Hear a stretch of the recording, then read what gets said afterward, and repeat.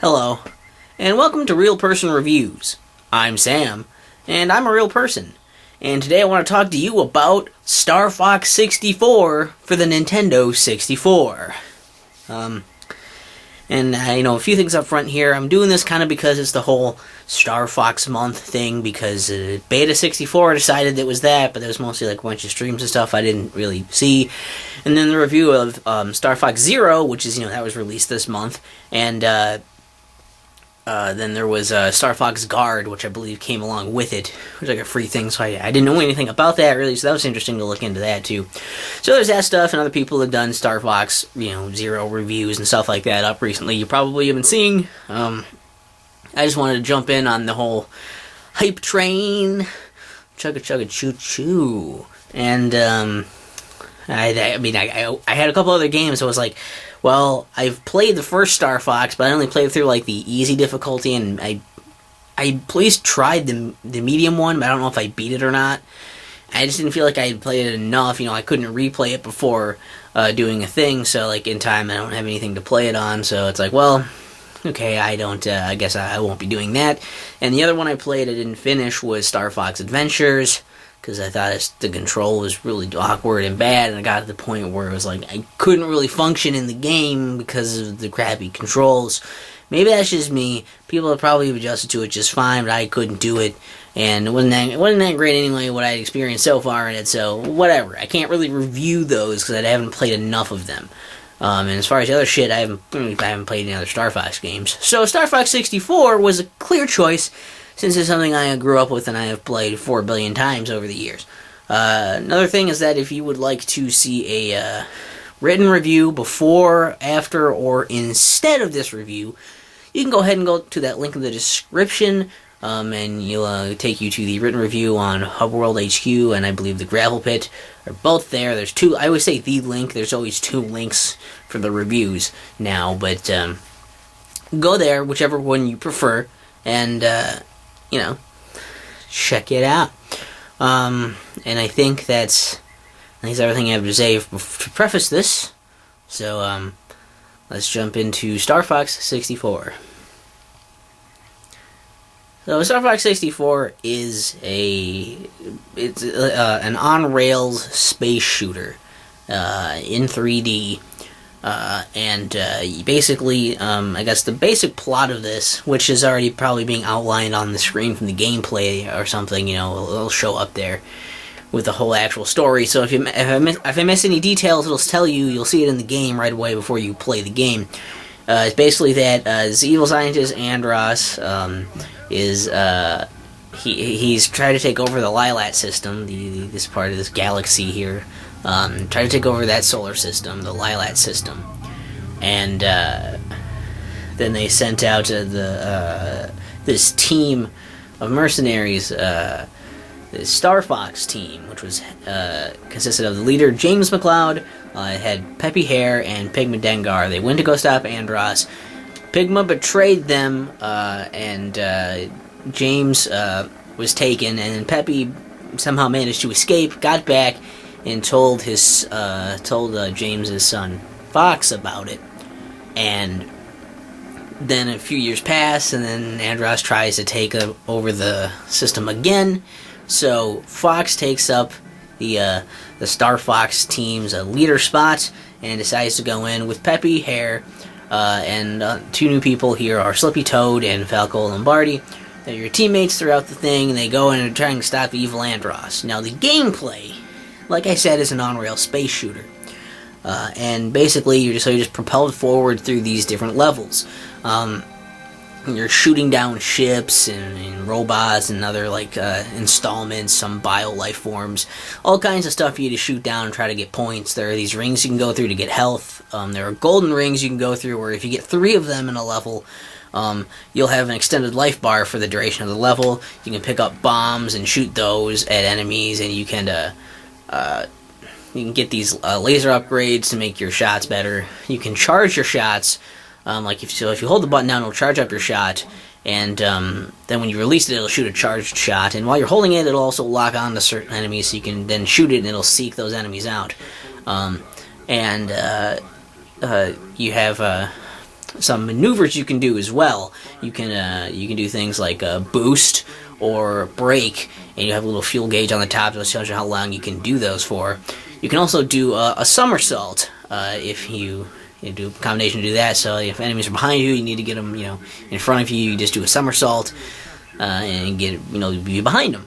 And then there's of course there's the tilting you can do with L and R, or I guess it's Z and R is what it is. I don't know if L does anything or not. Actually, come to think of it, so Z and R for tilting left and right. This can be helpful for better turns and stuff and avoiding obstacles. And if you double tap either of them, you'll do a barrel roll, which will allow you to reflect or at least deflect enemy projectiles for a short amount of time. It's only certain projectiles though, because some of them can't be deflected in that way, but certain other ones can also be shot down, so that's a little thing you should be aware of. Also, if you take too much damage by running into things, especially if you're hitting like your wing on something, your wings can come off, and losing a wing will make you slowly start drifting towards the bottom of the screen as you're flying, because you're not stabilized, and also it'll bring your lasers back to the little pea shooter you had when you started. So there's that. So look out for those wing upgrades. Those show up sometimes too. Sometimes extra lives show up. And those are pretty much most of the power-ups. I think sometimes stars will show up, where those will just give you a lot of health. But those are mostly all the power-ups you can get, as far as I know.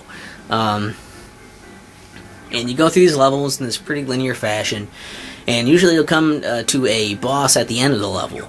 And sometimes you'll fight the boss kind of like you normally would, still kind of just propelling forward, but because there's basically at a fixed rate, so that it's supposed to be like you're still kind of moving forward, but really like you maintain the same distance, so it's kind of like you're still anyways, and you're just trying to avoid their attacks and hit the weak spots. And of course, along the way throughout the levels, your friends will give you advice on what to do. For some stuff, they'll help you out and shoot some things, and get into little situations, and that's kind of fun to do that over the comm system, or whatever, that they pop in and say stuff, fully voice acted when they say it.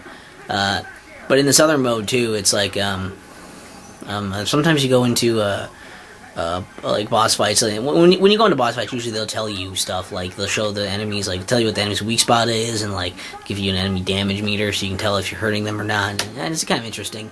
But sometimes the end boss will be or you'll go into an area and it'll be an all range mode, which allows you to go in this square-sized map where you're able to go around and move around freely. You're not stuck to just moving. I mean, you still have to move forward, but you're not stuck to just moving in one direction. You're still, you're constantly moving around this area.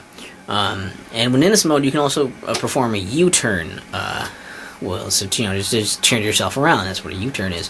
This will also automatically happen if you go too far out of the boundaries of the map. It'll try to bring you back by doing that. And that brings up some interesting stuff. A lot of times in these battles like this, too, there'll be other enemies and such, and your allies will be out there. And you'll have to often protect your allies from, enemies firing on them, and so otherwise, they might die. Then they won't be there to help. So there's all that going into it. There's also this cool thing with, like, branching paths, where it's like, most levels have some secret way of beating them so that you can go a different way. If you beat them normally, you'll just go the normal way, but if you do meet certain criteria, like, for example, in the first level, if you just go through normally, you'll go next to the asteroid belt. But if you go through, like, under all of these arches on the water part, you'll then, and have Falco alive, you'll then be taken into this waterfall, you'll fight a different boss, and then at the end of it, you'll go to Sector Y. And I think what's interesting too is, like, they're denoted. There's like 3 different kinds of paths basically. Is that the easy path is denoted by a blue line. The medium path is indicated by a yellow line when you chose the line connecting to the next area when you beat a level, and the hard route is is represented by a red line. So basically, if you go somewhere like that, the higher difficulty exit you find and you finish, right? If you do that, then you also have the choice to change your course to one of the other ways. So, like, maybe you want to still just do the really hard thing, but you don't want to go to the level after that. You can pick change course, and it'll switch you over to the next area. But if you don't, if you get the worst thing right away, you'd have to redo the level and try to find out the secret criteria for beating it to get the other way. So it's a whole thing where it's not really necessarily a difficulty level. It's more of just branching paths and suggesting like, okay, like this is probably going to be more difficult than this other one. And, like it's a whole thing. And that's mostly the thing, is that you always start in Corneria and you will always end at Venom, and those are the two set places that you'll have to go to start and end the game. And that's what promotes multiple playthroughs, is doing all these different paths and trying to find the way to go all these different levels and everything. There's also somewhat of a score element here, where getting so many kills and keeping all your characters alive can get you like a star rating, where it's like it has a star orbiting around the planet. And if you get an even better rating, which is just a better number of kills in there, you'll get a medal on it. And those are good. They can unlock stuff for you by getting those. At least in the multiplayer, and I think it also unlocks a single-player campaign for some stuff. If you get all the medals, I think it is, or something. But I don't know. Certain things criteria for that will also factor in. Also, at the end of your campaign, like after your playthrough, it totals up all the kills you got on all the planets and calculates your score. And that's the total is your high score. And if you make it within the top 10 high scores, you can put in your initials. That's kind of a fun little like arcadey type thing to put in there and give it a little bit more replay value. So that's pretty cool stuff that's going on there, and there's also there's multiplayer where you can play with up to 4 human players. There's no AI in it, but you can play, and there's some different levels you can pick from. If you unlock stuff, you can play. Mostly is in the R-Wing. If you unlock the Landmaster, you can do that on a couple of levels, and if you unlock the it's pretty hard to, but you can unlock this ability to have no vehicle and just run around on foot and try to shoot at each other. So it's an interesting thing to do a few of those. There's only a few modes, like there's Battle Royale, where it's just, or maybe it's just Battle Royal, I don't remember.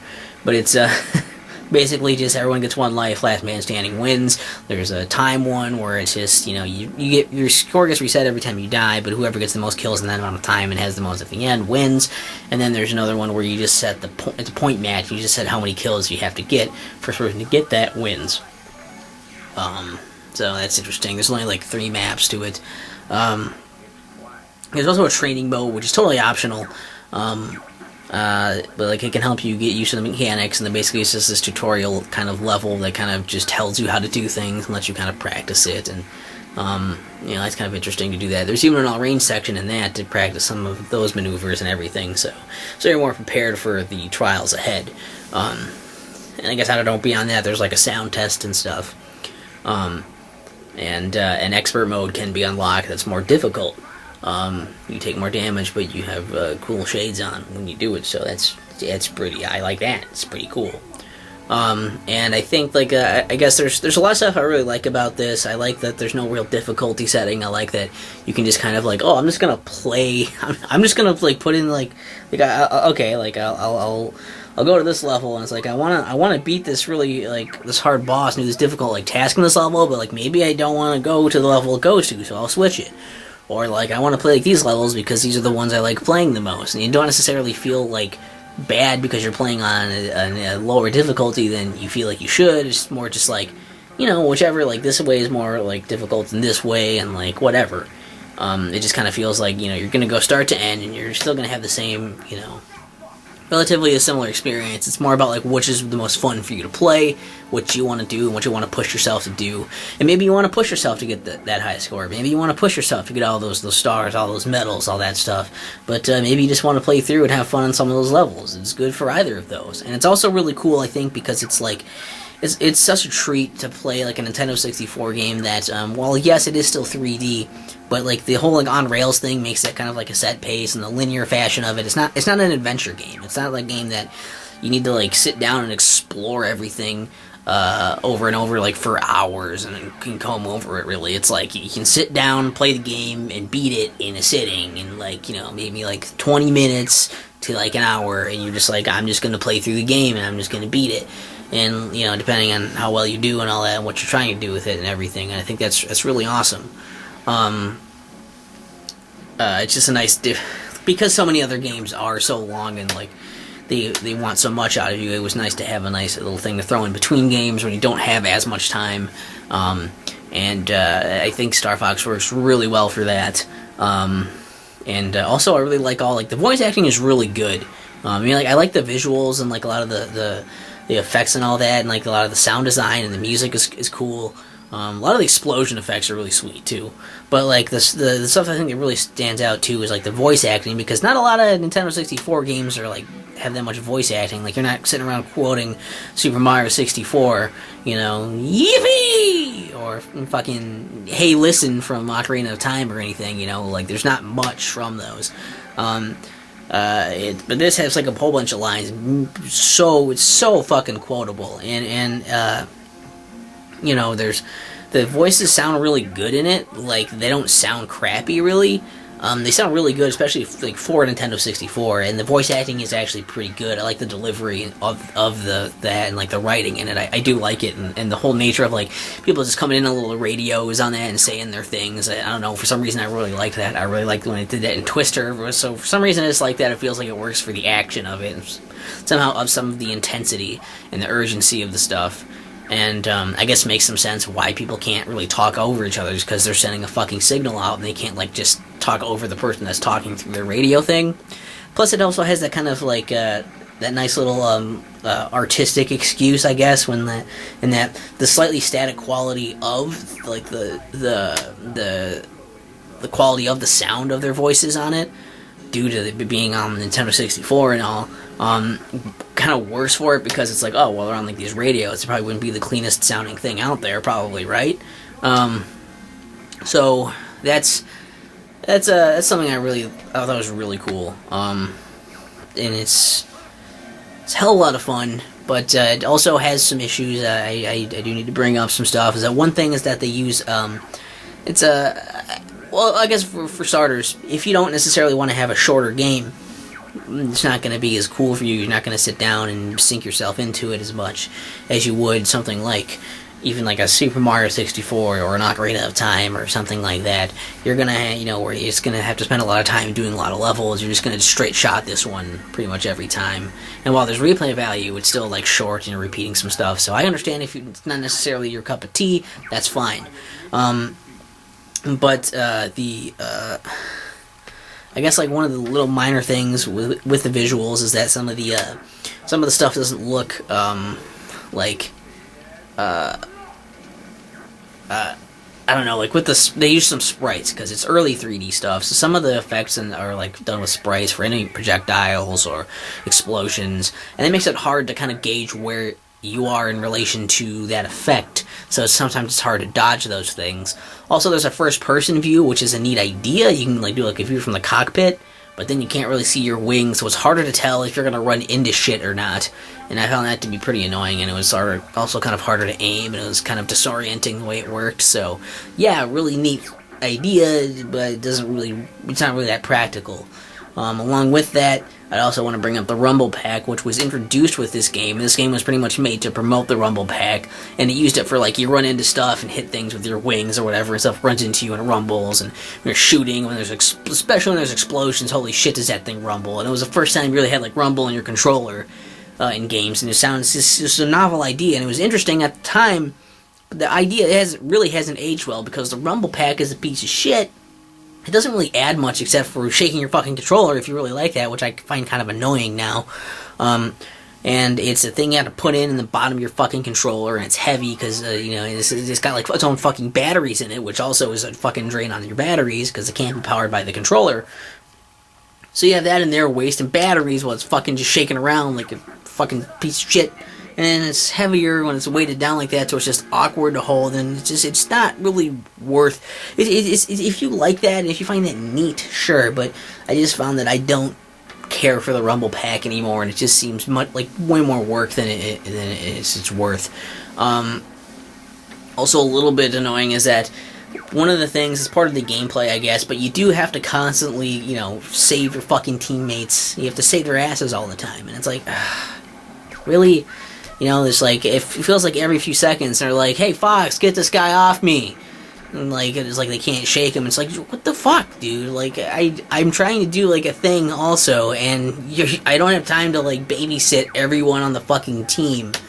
You know, I don't have a button here. Like, nobody goes in and tries to shoot the guys that are on my ass either. I have to do that. I have to do all the fucking work. So, I don't know. Like, that can be a little bit annoying. It's part of the gameplay. It's part of the tension. It's part of the challenge, I suppose, and it fits and all. But, my God, is it annoying when they have to chime in with that so often. And the constant arrow on the fucking screen blinking. It's like, can someone else do that or deal with it? You know, if you guys ever, like, helped me when someone was on my ass, it'd be different. Whatever. So that's a little frustrating. The multiplayer I'm not a fan of. It's very tacked on. I don't play it much. The levels in it are like based on levels in the game, but they're stripped down and they're very like simple and basic looking. They look pretty unappealing. They're not really that interesting to play through. They're all fairly similar. The one like notable difference is just that the edge of the map, you'll just like roll over and like keep going to the other side of the map rather than being forced to like turn around if you go past the boundaries. So that's kind of nice for that, but like it's just boring and like who cares? I mean, you can play it by yourself also if you just want to run around or fly around the map or whatever. I don't know why you would want to just do that by yourself, but if that's something you want to do, you know, I have good news. You can. So, I don't know. It's just ridiculous. And I really just was not a fan of that multiplayer. Maybe if you could have AI in it, it might be worth something as well. But again, like, it is something that was kind of just tacked on so they could advertise, hey, this supports up to 4 players. So that's, I don't know. That's a sad story that happens with many Nintendo 64 games, and maybe it's fun with a lot of people if you play often, but I guess I didn't play it that much, and I didn't find it to be all that fun when I did play, so, fuck the multiplayer. Also, training isn't really all that necessary. I can see where it's nice, but you don't really need it. I don't think, at least I don't feel like you do, but maybe you do, I don't know. Like I said, I played this game probably way too many times to really make that kind of judgment call at this point.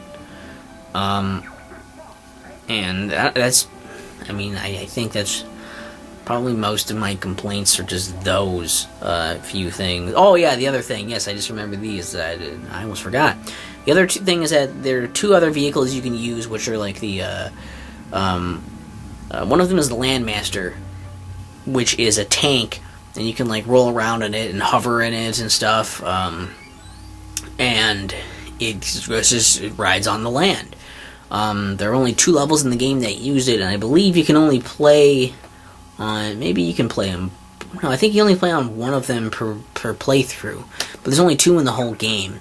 And then there's the missions where you play in the Blue Marine, or I guess the mission, there's only 1 level where you use the Blue Marine, which is a submarine, and it has infinite missiles, or torpedoes, I guess, which is cool. It goes underwater, but, it's very slow, it's hard to maneuver it, and it's boring. I don't care for the level that much either, as the level's really slow, and there are some frame rate issues going on in the level that's already slow because it's underwater, and everyone loves underwater levels anyway, right? So that's only 1 level, Landmasters 2, maybe expand the amount of levels you use them in, or take them out. I guess they are kind of a special thing, like, oh, cool, I got this level with this totally new vehicle, that's, like, that's cool, because it's, like, not a typical thing, but it's also kind of, like, it's hardly a mechanic, but I guess it's not too different than your regular play that it's super jarring or anything, or that, like, you know, it doesn't feel like a weird gimmick or anything, or that it necessarily needed to be fleshed out a ton, either. There's not, like, a shitload more they necessarily could have done with it, but I think it might have been a little better if they either took them out or did more with them. Is just kind of where I stood on that.